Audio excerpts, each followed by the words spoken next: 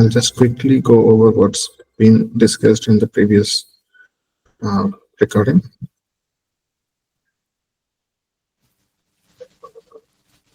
So first thing is we have a Python interpreter. So, okay, why do we need an interpreter is something I need to give a context on.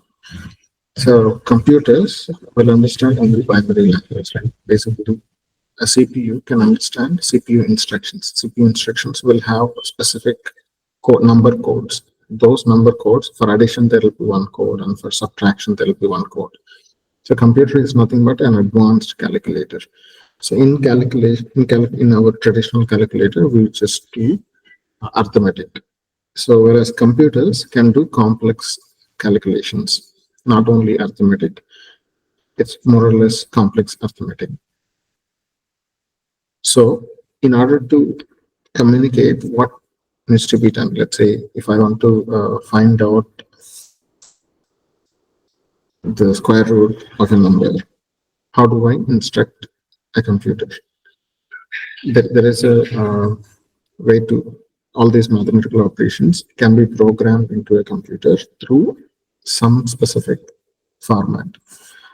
So we can actually write binary code directly, but it is not easy to write. So in the initial days of computers, we used to have punched cards where we had to write ones and zeros. Punch, if there is a hole in the punch card, that means it's a 0. If it's there is no hole, that's a 1.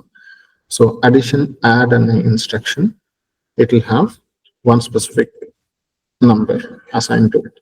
The CPU understands that specific number. So as the technology grew, we had to write a complex set of instructions. Using binaries was not even feasible. So initial stages, we have discovered the assembly code. So assembly also is kind of a symbolic language. On top of it, we have developed advanced source code, meaning English-like language, an advanced programming language. So in order to convert, basically computer just means the CPU. CPU does not understand our even source code, our C code also it does not understand. So there should be a middleman who converts a plain English, kind of plain English. C is kind of an English, but it's a symbolic language.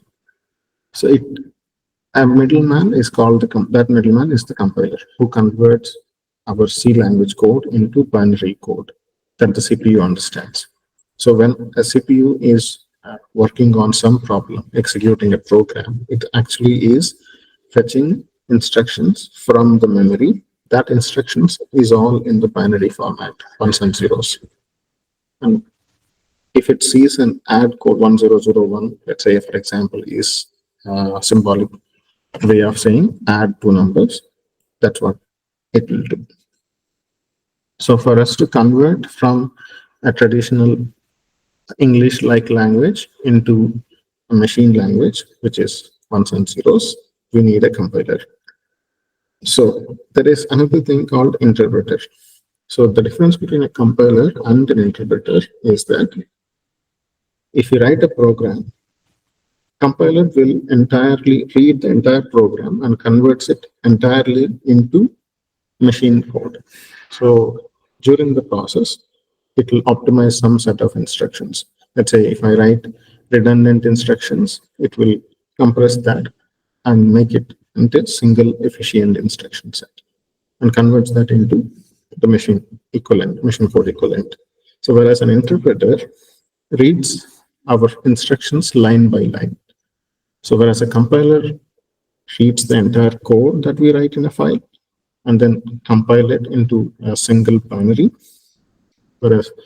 and the interpreter reads each line one by one and converts that specific line of instruction into the machine code and executes it on the CPU. So that's the difference. So there will be an intermediary file generated when we compile the code. So whereas in interpreted languages like Python, we don't have an intermediary. file. There is no compiled code. Plain old Python code gets executed line by line by the Python interpreter. So it just reads. If it sees a print statement, it will immediately convert that into machine code equivalent and passes it onto the CPU and executes it. So whereas a compiler will read the entire file, compile it entirely into one single set of stream of instructions, and then passes it into the CPU to execute.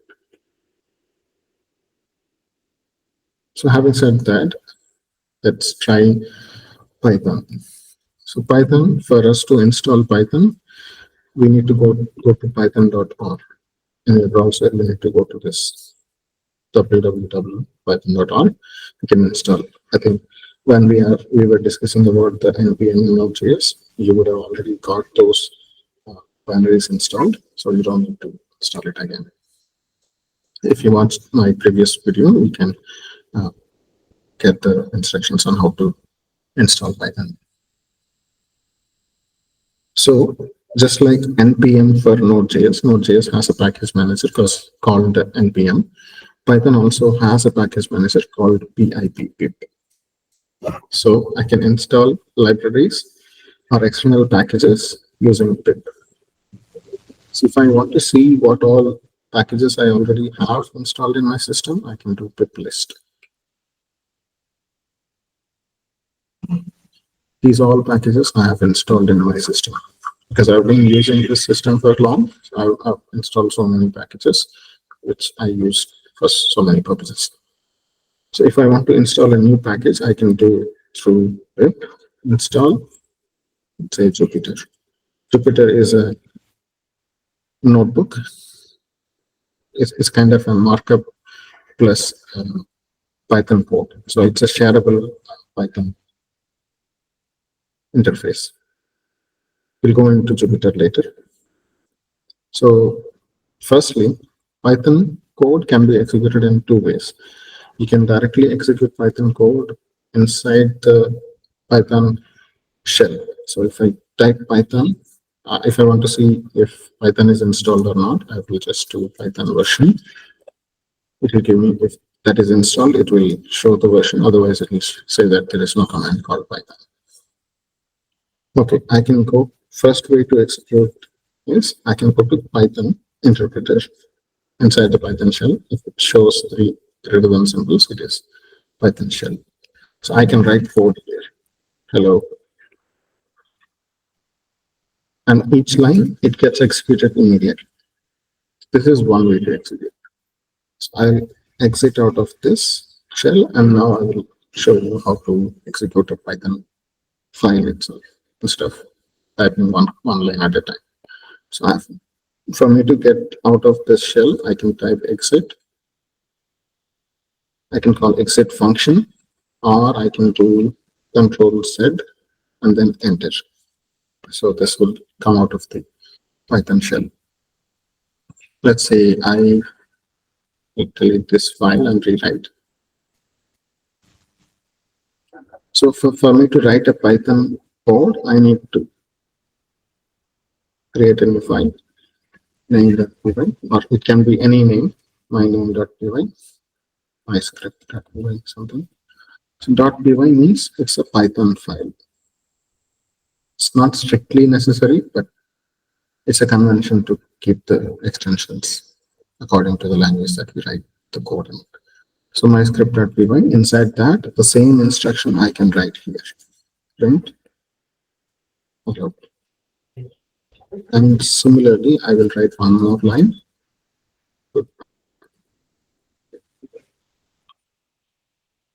So there are two instructions here. In order to execute this script, I should do Python my script.py. So this will execute both these lines. Okay, here we have output. The difference between a compiler and an interpreter is kind of, whereas a compiler reads the entire code and converts that first into a binary and then passes it on to the CPU. So what Python interpreter is currently doing with the script is it's reading one line and then printing it. It's reading the second line and then printing it. Let's say if I do some mistake here, print X. Let's see how this behaves. And it has printed hello, and then it failed. So this shows us that Python code is not compiling the entire thing. It's just executing line by line. So if it sees Python hello, print hello, it's printed it, it has printed it. And when it saw print X, which is kind of an error because X is not defined yet. We haven't assigned any value to X. So that's why it is failing. So till we get into an error, it keeps on executing. So if you do the same mistake in C language or any other compiled language, when I do compile the code, this will not even compile. So the compiler will complain that, okay, you have used X, which is not defined. So it cannot convert into binary. So that's the advantage of compilers. So while Python is useful for quickly prototyping software, so quickly write it. So every time we change the code, we don't have to compile it and then wait for the compiler to do the conversion. We can directly execute the script. That's the advantage of Python. So, okay. So this is a way to execute Python scripts. All right. So we have seen how to execute through shell, Python shell, and how to execute through the command prompt. Now I'll go back to the shell mode and show you more about the language features of Python. Let me go into Python shell, Python. So any value, if you are familiar with algebra, any variable X can be defined. So those variables is what is used for all kinds of operations in computer languages and computer science. When I say X, I'm defining a value 3, give a value 3. What the computer is doing is it's defining a memory space for variable called X. So all the data is stored, all the programs, even the data, everything will be stored in memory. So hard disk is permanent storage, whereas memory is where the instructions and the temporary data that the CPU is working on is stored. So any program that we write, if I save this file, it's actually saving into disk. But while executing this script, it's actually fetching this file into the memory, and from memory, it is reading the instructions and passing it on to the CPU. CPU is actually reading from the memory, not from the disk directly. So the operating system is actually loading this file into memory while executing this Python script. So when I defined a variable X equal to 3, so what the computer or the interpreter or the CPU does is it will define a memory address, it will assign a memory address, and X represents that particular memory address. And in that address, the data stored is 3. And now the memory, let's say X has had a memory address. This memory address is all defined by the operating system and the CPU. So each of the locations, every byte of information will have a specific memory address. So once we have defined X, so what it did is it assigned a memory address to variable X and storing the value 3. If I do print X, what it is doing is it's getting the memory address of X and going to that location and reading that data which is stored in that particular location of system memory and printing that out. That's what the underlying thing that is happening here. So whereas here now we have defined x as a value 3. So this is an integer. So Python is a dynamic language. We don't need to specify the type of the data before assigning to a variable. So in C and Java or in any other language, some languages, you have to predefine what's the type of the variable. So what kind of data does X store? So we have to define it as integer, float, or string or something. So in Python, you can dynamically assign and you can change the value of X to a string also at a later point. So Python interpreter will dynamically change the type of the value. So let's say if I want to find out the type of X, what's the data type of X? I can type it down like find out with this type X. It is actually an integer. Let's define one more value. This is a variable. Instead of X, I'm just using the variable name as name. And for this, I'm going to use my name. In Python, we can define strings with single quotes or double quotes. Both are equivalent. And if I do type of name, it is string. str is a shortcut for string. And there is floating point numbers. This is integers, and we have decimal numbers, right? So 1.2, 1.3, like that. Let's say I want to see what's the type of 1.5. It is a float. So why we have that name is because 1, 2, 3, 4, 5, 1.2, 3, 4, 5. Here, if we see that this dot is floating around, these are all integers, and this point is floating around left or right based on the value of that. So that is what floating point means.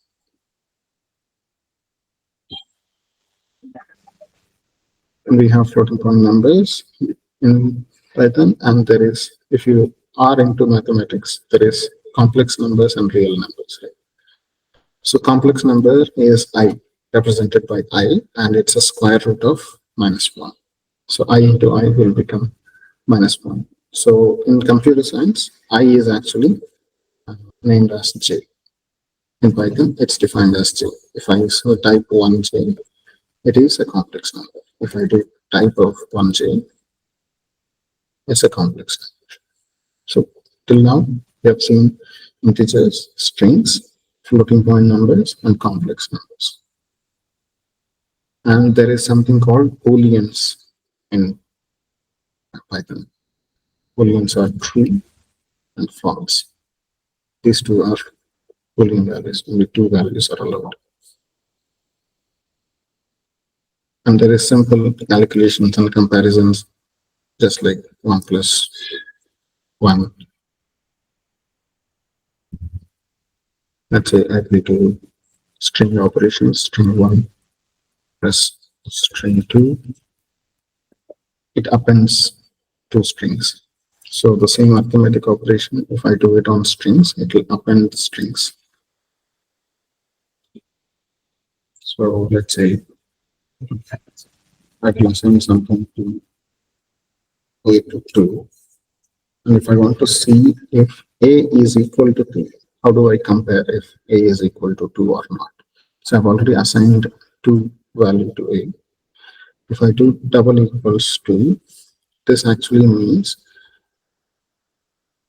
this is checking whether A's value is equal to 2 or not. It is true. Let's say if I type 3, actually we have stored value of 2 to A.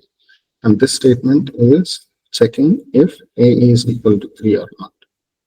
It's not correct. So that's why it's giving a Boolean false. This is very useful when we are writing conditional logic. If upon some condition, do something. Upon so and so condition, do something else.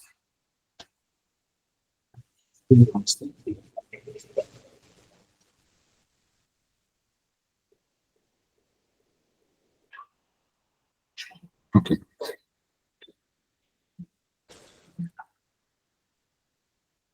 So we have comparisons, and we'll go in depth into arithmetic operations and comparisons.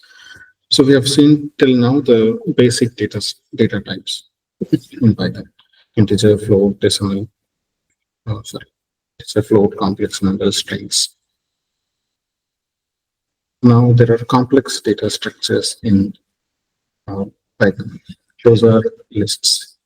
Let's say I need a list of items.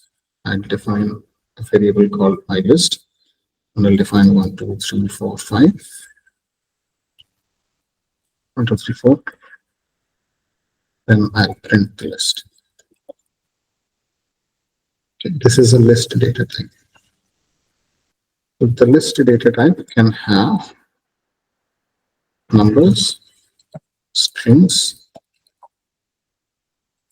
booleans,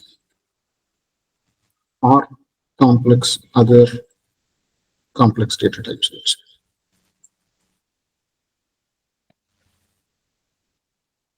Nested lists also you can have.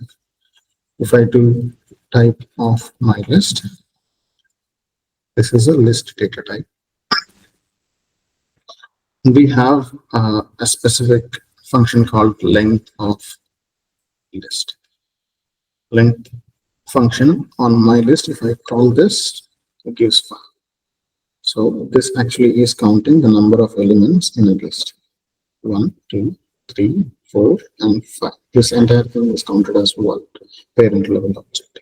So if I want to access a specific object, let's say the index actually starts with 0. My list on element 1 is the 0th index.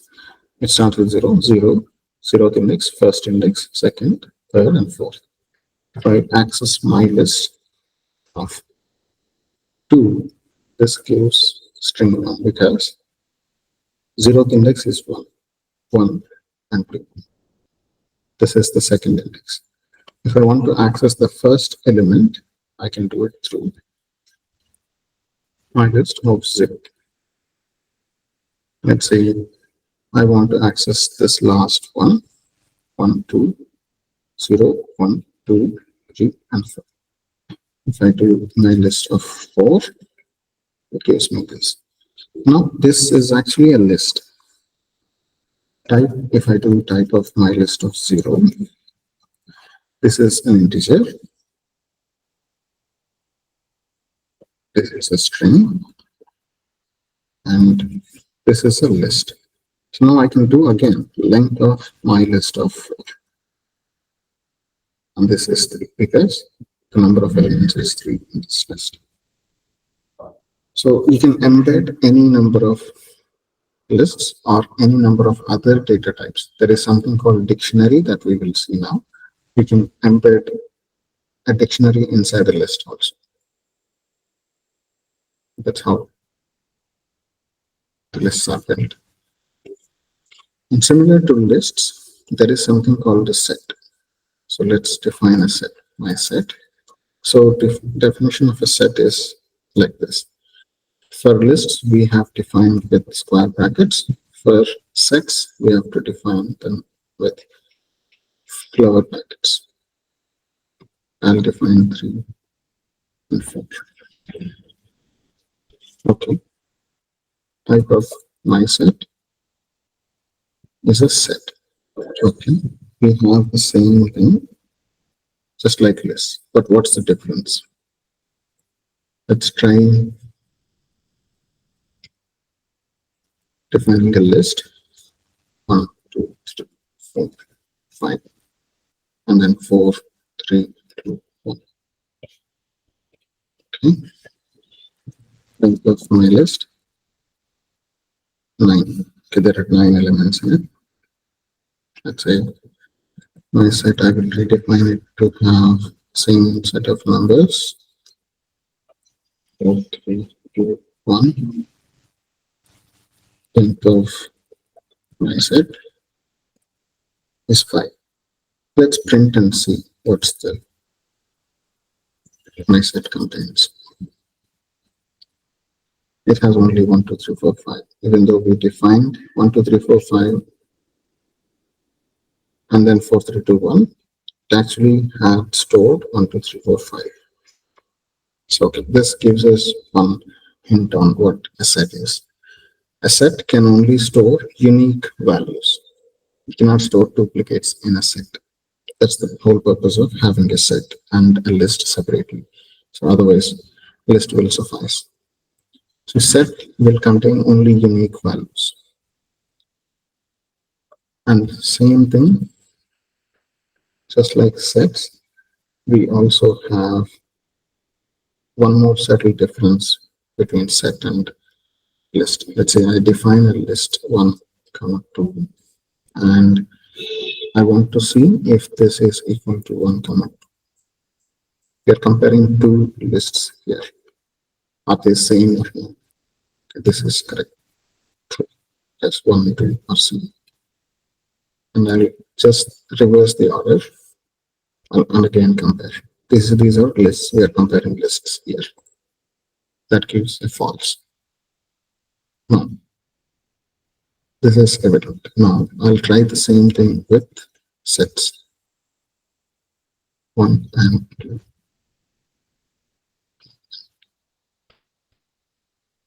This is true, similar to lists. I just changed the order. Now let's see. This is also true. So order does not matter in a set. So a list is an ordered list, whereas a set is a deduplicated set of values, and it doesn't matter the order which order it is in. If two sets have the same set of numbers, it is equal. So it's all mathematical sets. If you have studied mathematics, sets in mathematics, that's the same as this. Sets are unique. So we have seen lists and sets. Now there is something called tuple. Same error that we have seen. Why? The error you're facing is because a tuple. I'm going to explain why we are getting that error. Let's define a tuple, my tuple. So similar to lists, we have tuples 1, 2, 3. This is a tuple, type of tuple. Okay. Now, same thing I'll define as a list. 1, 2, 3. Let's append one element to my list. My list dot append of 4. And then now print my list. Okay, it's added 4th element to it. And tuple, let's do the same thing with it. And it throws an error. Because tuple is a read-only entity. You cannot edit tuple. You cannot add elements to it. So specifically where these tuples are used is to store XYZ coordinates or something that is standardized. Let's say in graphics programming, vectors are stored with X, Y, and Z coordinates. That kind of scenarios, we use tuples because if we have the ability to append data to an element, it needs to store some extra information, metadata, in the memory. So tuples are optimized for memory. So if there is a use case for optimal transactions, then tuples is what we need to use. If we don't have to append new elements to it, tuples is what we will be using. So that's why we are trying to, if we are seeing your error, it's trying to access a function that doesn't exist on a tuple. So starts with. So it starts with is a function that's available only on strings. It's not available on tuples or lists. Okay, that's about tuples. And the more last kind of data structure in Python is a dictionary. I'll define a dictionary. Similar to sets, we have dictionaries. Dictionaries is also are specified like with for float brackets. These are similar to our dictionaries in traditional dictionary, a word and its meaning, something like that. I will define a word and its meaning. A red fruit, let's say a scary animal. This defines a dictionary which has only two words in it.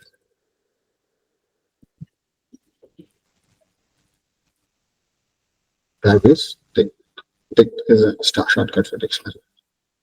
So let's do one thing. Why do we need a dictionary? Is for this is kind of stored as a hash table. So each index, Apple, if I want to specifically see if there is an element called Apple in it, what's the meaning of Apple? If I see, it gives the value of it. These values can be any data type. Let's just see one more example. I'll redefine this dictionary and I'll redefine Apple. Sometimes I'm in trouble.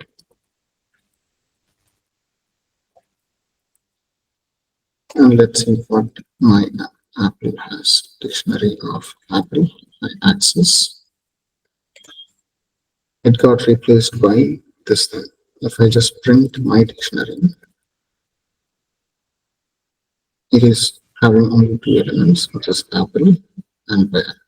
So when we have duplicates, just like sets, it will replace the first item with the last one. Similarly, I can also do manipulation of this like this. Another animal. Now if I do print my dictionary, this is what it gives. So you have seen the dictionary. Just like arithmetic operations, we have 1 plus 1, 1 into 1 plus 1, 2 into 4. This is a multiplication. And let's just do a power of 2, 5 power 2. This is an exponent. So we have 4, 3, 125. Just like a calculator, we can do this same thing. When I do a division, it by default gives a decimal number. If I want to do an integer division, I can do double slash. This gives only the quotient, doesn't give the remainder. If I want to get the remainder, it's just do modulo. Modulo means percentage symbol. If I do this, it gives the remainder. And similar to this, we can do arithmetic on strings, just like we have seen earlier. It appends to strings. I can do multiplication on string. Let's just say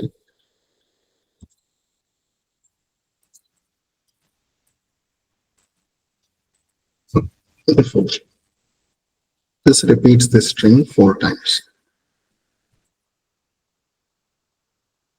If I do 1 plus 4, it gives an error. A string and a number cannot be added.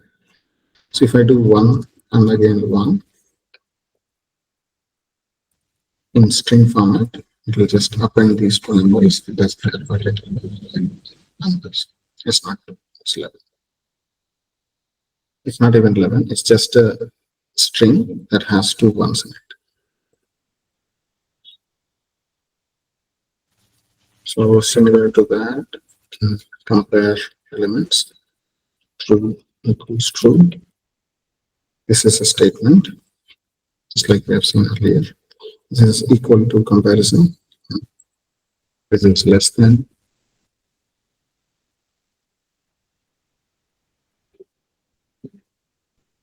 Five less than or equal to 5 is false. 5 less than or equal to 5 is true. 5 less than 5 is false. And 5 greater than 2 is true. 5 greater than or equal to 2 is also true. And similar to that, we have logical operators, which are and, or, and not. Let's see how to use them. True and false. This will result in false because and means both sides of the thing should be true. True and true, it will give true. False and false, it will give false. If you had studied truth tables in academics, that's what it is. And a similar thing, true or false. The only scenario where this false or gives false is if both sides are false. Every other scenario it gives true. And there is something called not, which can negates the value true. If I do a not operation on true, it gives false. If I do on false, it gives true. And there is something called membership operator called in. Let's say I have a list. A equals 1, 2, 3, 4, and 1 in A. If I type this, in is an operator, membership operator, and it checks if there is a number called 1 in this list. It is true. If I do the same thing with a number that doesn't exist, it gives false. Similar to the list, we can do same thing with strings also. Cat in, this is my cat. True. Let's do AC. This word does not exist in this. That's not update. So these comparison and membership operators are especially used in our conditional logic, if conditions, else conditions. So let's define value true. Let's define something. If statement A, this is the syntax of an if condition. And inside this if condition, if I want to put some code block, the blocks in Python are indented. So in C language, we can see it with if A, something like opening and closing brackets. In Python, we indicate the indentation as the specificity for the block. So if I say here, if A, and we are giving a spaces, a tab inside it. So this means all the statements that are indented 4 levels are part of this if condition or if block. So A is this is inside the block. It's indent outside. Now this is outside. Let's run it. So these two statements got executed and this also got executed. If I change A to false and run the same code again, this thing did not get executed because A is false. It did not go inside this block and this only got printed. And if I have a second condition called else, I can write it like this. If A is not true, A is true.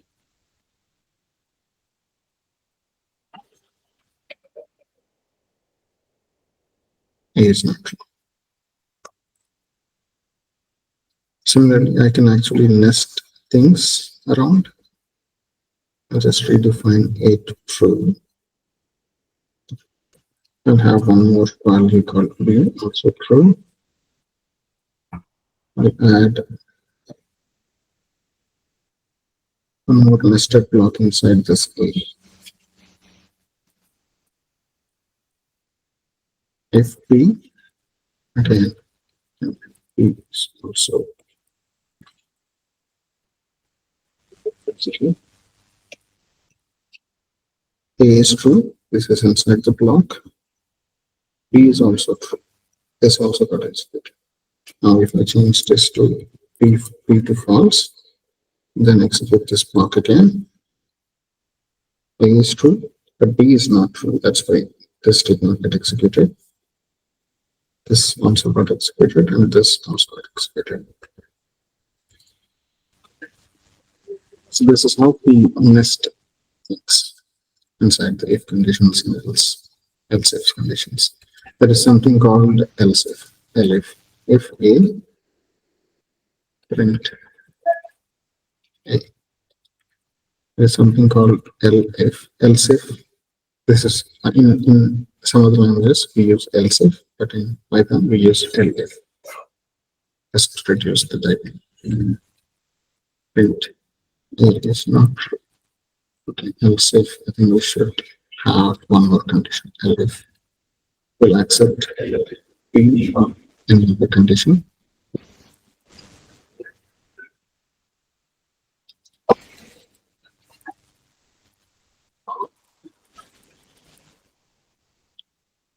Else.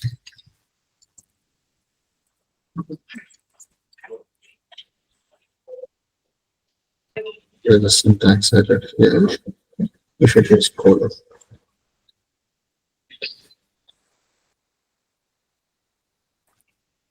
Now we got from there. I just change B to true, A to false. B got true. And I'll change B also to false. So it again. None of it.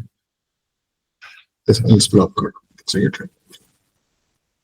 Okay, similar to this, we have if conditions and then there is loops. So only two loops are there in Python, for loop and while. For loop, I can use something like for I, or we can give any name to it, item, I, A, B, whatever. For I, N, 1, 2, 3, 4.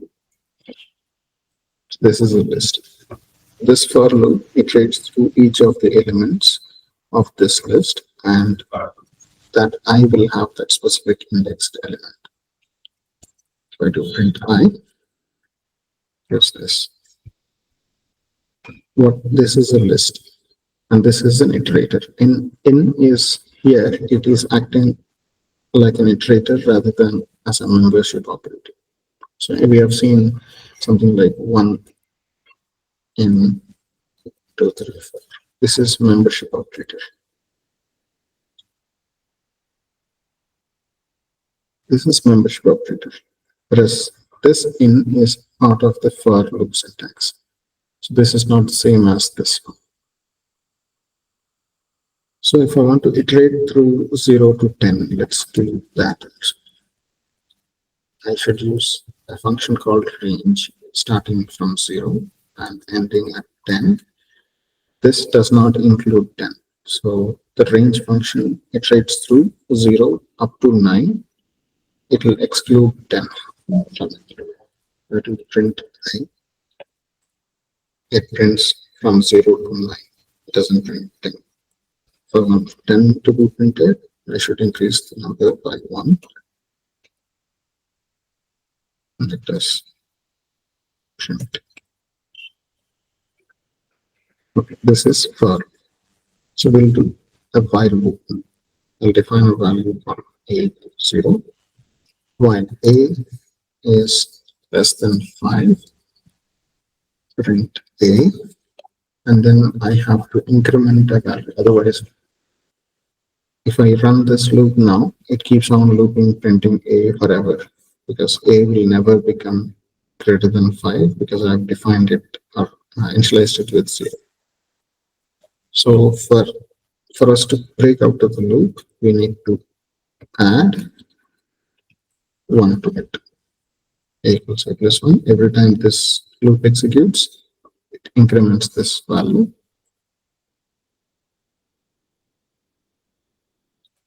Enter. We can see here. 0, 1, 2, 3, 4.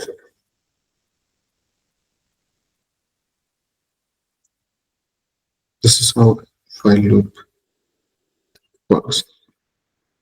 Okay, now we have the basic syntax, data structures, arithmetic operations in Python. We need to look into one specific aspect of this language called functions. So how do I write reusable code? If I have to write again and again, same kind of logic, it's kind of repeated, right? So in order to optimize that and not repeat ourselves, we define functions. A specific function will take some input, does something, and returns an output. So how do I define a function in Python? So if when I'm calling print hello, this is what we are doing. The system has a print function, interpreter has the print function, and we are calling that function with an argument called hello. And what it does, it instructs the CPU to display this particular text on the console. So that code we don't have to write.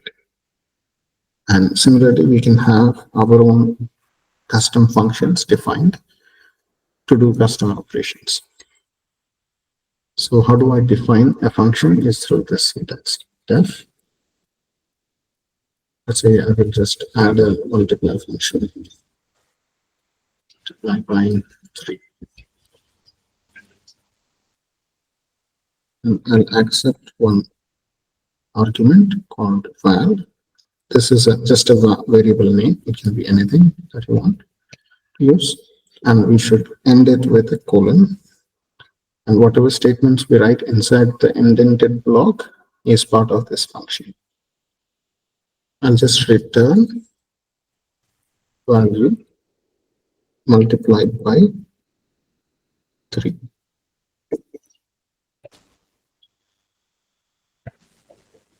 Just a second.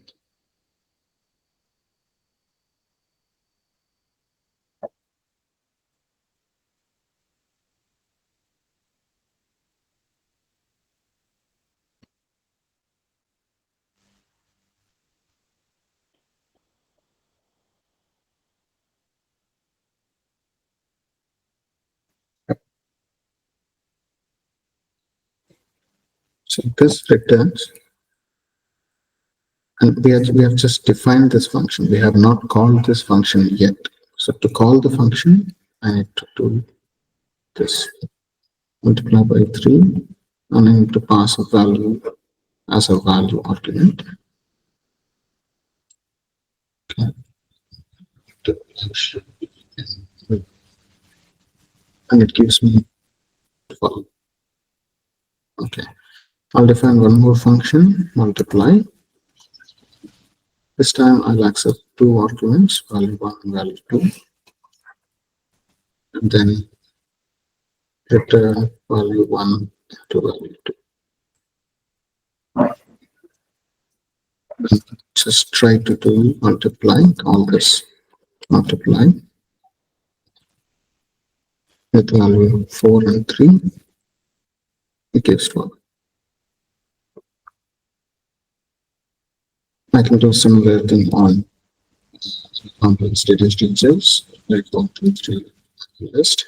Say I will just write a function called append 4 value or just list, my list or list. So put a colon at the end. Okay, that's because I haven't defined it as definition def.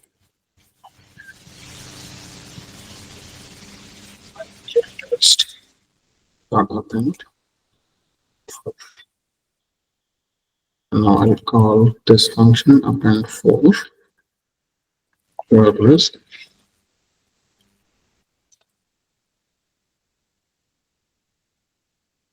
Actually, I haven't defined that list. I have defined a list called A.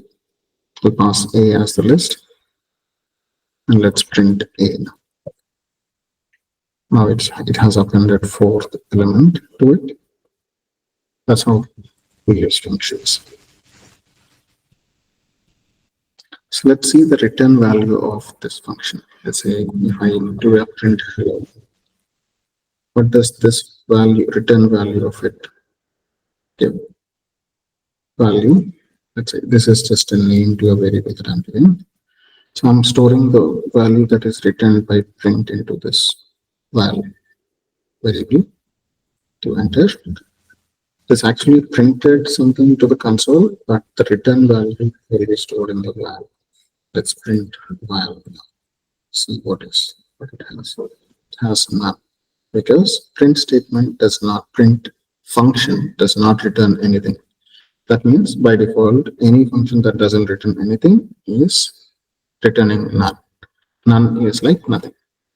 Let's do, there is a special type in Python called none type. This none type belongs to that. That's the none type. So let's try some arithmetic on none type. And we cannot do the arithmetic or any kind of operations on none. We can only check if none is true or not. None will always be false. That's the only operation that we can perform on none. So next thing is about classes. So classes is a part of object-oriented programming. I'll just give you a brief intro on classes. Then we will go in depth into some more concepts, and then we'll revisit classes and start off with object-oriented programming. So far, we have seen procedural code. Let's say do this, do this, do this. So how do I articulate a relationship between objects? How do I see the world as objects and do the manipulation on objects, do some actions on objects? So it's the object-oriented programming is invented for humans, not for computers. Computers can understand any kind of gibberish that we write. So for us to think in terms of objects, we found object-oriented programming. So an object can represent an object with an attribute, with some kind of attributes and some set of functions or things that it can do. So let's say a dog is an object. Dog is an animal, of course. It can be considered as an object. It has 4 legs, it has a mouth, it has a tongue, and it can bark. That's an action. That's a method, we can call it as a method. If I ask a dog to speak, it barks. So I can define, attach together the attributes of an object and the functionality of that object together into one class. So in simple terms, class is a template that stores both attributes of an object and the functionality or the actions that it can perform. So let's quickly define a class and I'll show you what it is. I'm defining an object called dog. This is how I define a class. Class is a template for an object. It's not yet created by us. It's just, we are just defining how an object looks like, a dog object looks like. That's what a class is. It's just a template. So it will have by default a function called init. It's a language feature. So it's called a constructor. I'll go in depth into what a constructor is and how to use those constructors. And this is the basic syntax of defining a class. We'll go in depth into object-oriented programming once we cover the basics. So here, this is a standard function that we need to write in a class. So self is a reference to the current object. So I'll define a name value attribute. This is an attribute. This is called an attribute. So you can define any number of attributes with any name. Self.name, I'm just giving this dog a name. My dog 1. Or I can just say Rex as a dog. And self.legs defines 4.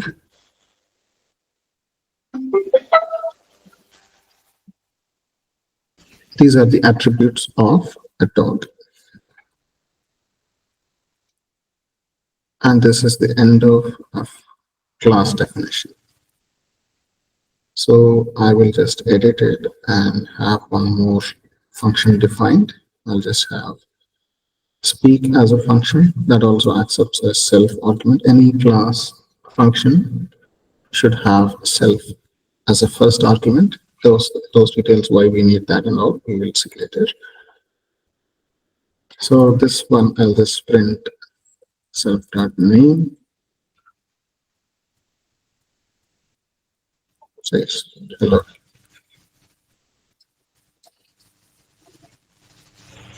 I can actually append or put a comma. Comma, if I use comma separated list of strings, it will append. The print function will append all these strings into one string. Okay.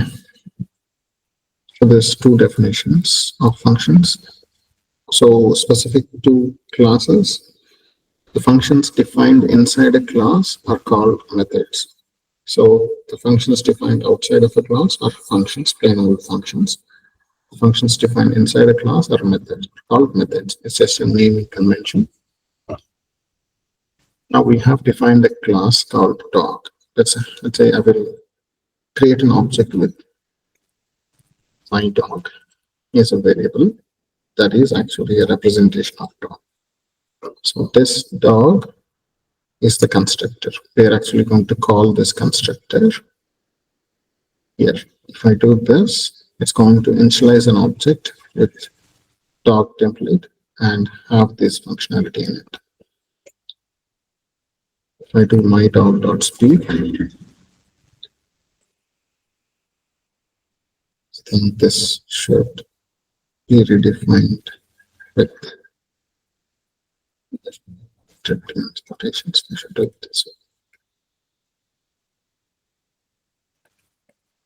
way. I'll just create one more object, my dog, and then call the function my dog.speak. Text says hello. So now we are attaching attributes and its functions into one single class template, and it is called the object. This is object-oriented programming. So we'll go in depth into object-oriented programming in some time. So let's define a function called factorial. This function accepts a number, let's say 5, and returns the factorial of the number. That is, let's say I have a value 5 in it. It has to give 5 to 4 to 3 to 2 to 1. So all the way till 1 has to give. I just remove this. This value should be passed as an argument, and it should start from that value, and one by one it has to print factorial.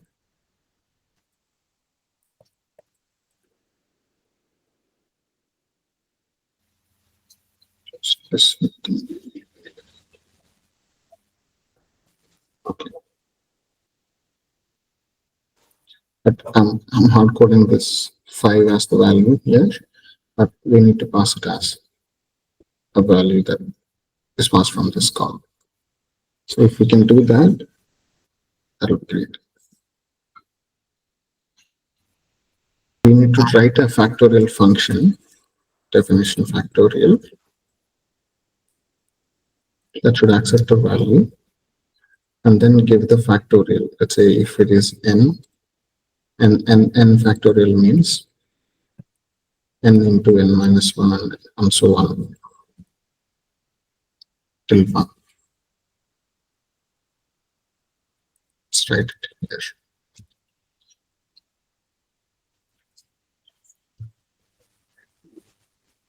Return value